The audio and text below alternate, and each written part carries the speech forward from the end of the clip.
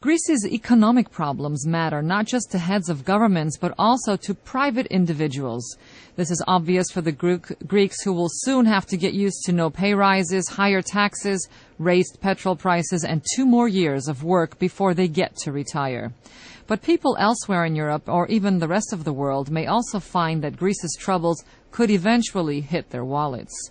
I spoke to Gerald Celente, who is a trends forecaster, and he spoke to us about what developments can be expected on a local and international level. But first of all, I began by asking him to explain what a trends forecaster is.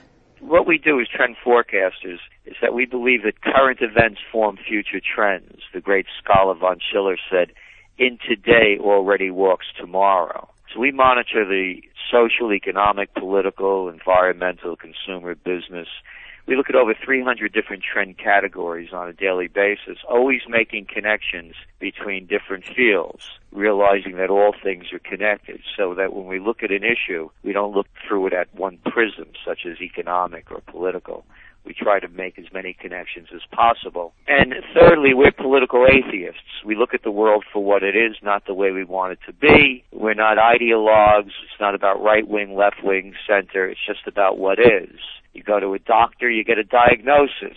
The diagnosis is what it is, based on the facts available. It's not whether you like the doctor, dislike him, it's good or bad. It's just what is. So that's how we try to look at these issues and events. Well, with developments up to today, what do you see happening for Greece tomorrow? Well, Greece is just part of, again, connecting all things. Let's look at the recent history of what's been going on. And again, a way of tracking trends is an understanding of how we got here to see where we are and then where we're going. So over the last decade or so, there's been rampant speculation worldwide of people from Russia to China, from Australia to the UK to the US. Everyone's been on a borrowing binge. Borrow cheap, get in debt above your head, and try to spend your way into prosperity.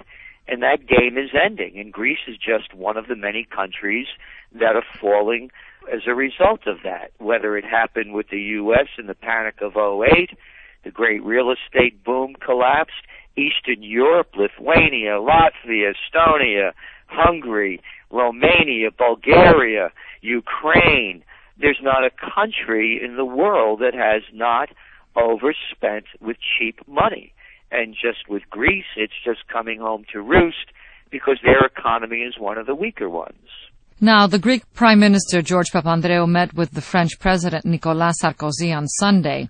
Sarkozy sent out a message to speculators, telling them that they should beware because the Eurozone's biggest powers will back Greece through the debt crisis that has jeopardized all 16 nations in the common currency.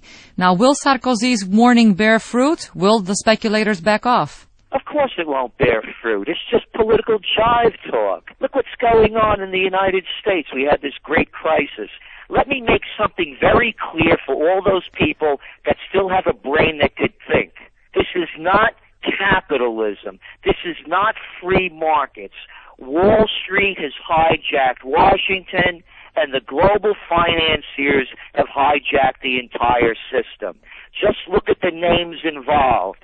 Now they're talking about the Goldman Sachs gang doing their dirty deeds in Greece. How about what happened in the U.S.? Only a simpleton can't see the connections. Who was the Treasury Secretary under George Bush? Henry Paulson. Where did he come from? He was the CEO of Goldman Sachs. What happened when the financial crisis hit the U.S. in September of 2008? They bailed out the Goldman Sachs gang, the Merrill Lynch mob. Can't people see what's going on over here? These politicians are nothing but pawns for the system that puts them into place. Again, this isn't rhetoric. Look where they get their money from. Look where they get their backing from. These are the kind of statements Sarkozy, Brown, and Obama make only to placate the public, pretending that they're doing something. Now that you mentioned Obama, the Greek Prime Minister is also going to see Obama on Tuesday. Can we expect anything from this meeting? Well, what can you expect from Obama, the man of change and hope?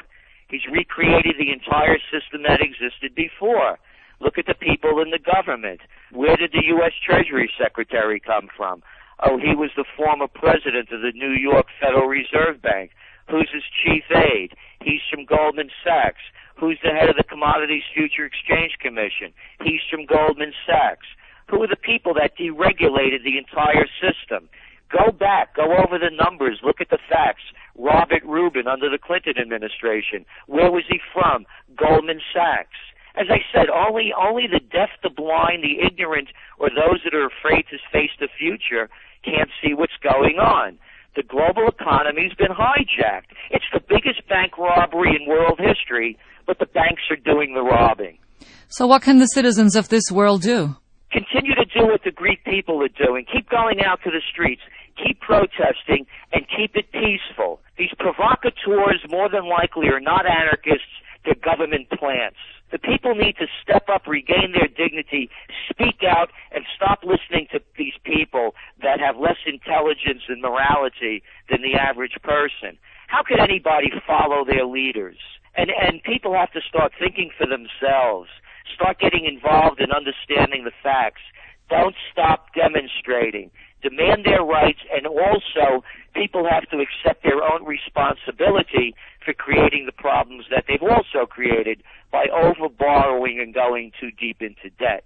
They have to cut back on expenses. They have to go back to what makes Europe Europe, and that is the quality of life, the quality of the foods, the quality of the family, the quality of the diversity.